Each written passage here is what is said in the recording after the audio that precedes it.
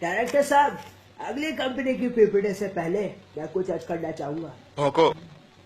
पहली पीपीटी में कहा गया कि सीजी कट ऑफ 7 है, हमें वापस भेज दिया गया और हमें एम्प्रेस रखने की पूरी कोशिश की गई। अगली पीपीटी से पहले मेरे कोई फॉर्मल्स उठा के ले गया और केस बना लापरवाही का, जबकि प्लेसमेंट ऑफिस में मैंने साबित कर दिया कि सीजी कट ऑफ 7 नहीं 6 था। मेरा रूमी उस दिन सच कहने ही वाला था, लेकिन प्लेसमेंट कोड ने फिर अपनी चाल चल दी। छुट्टी का बहाना देके पीपीटी रख दी। नहीं तो डायरेक्टर साहब, उस दिन मेरा इंटरव्यू हो जाता और आज मैं प्लेस्ड होता।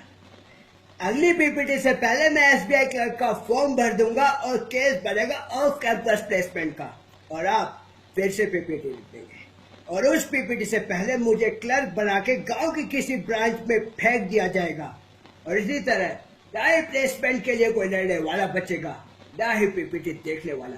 रह जाएगी तो सिर्फ पीपीटी।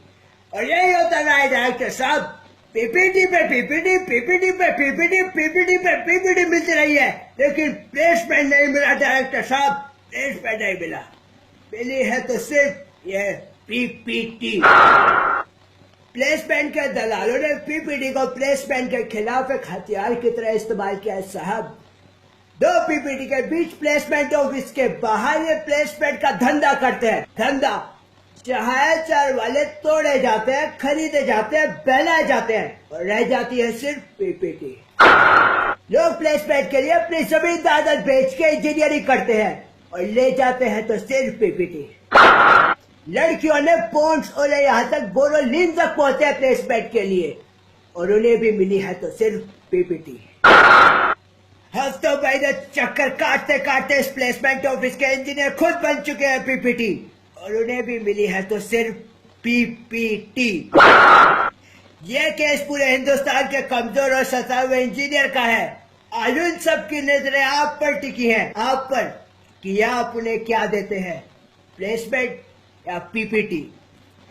अगर आप उन्हें प्लेसमेंट नहीं दे सकते तो बंद कीजिए तमाशा, उखाड़ फेंकिए इस प्लेसमेंट ऑफिस को, फाड़ दीजिए, जला दीजिए एप्टीट्यूड की किताबों को, ताकि इंजीनियरिंग के चक्कर में लोग तबाह ना हो, बर्बाद ना हो।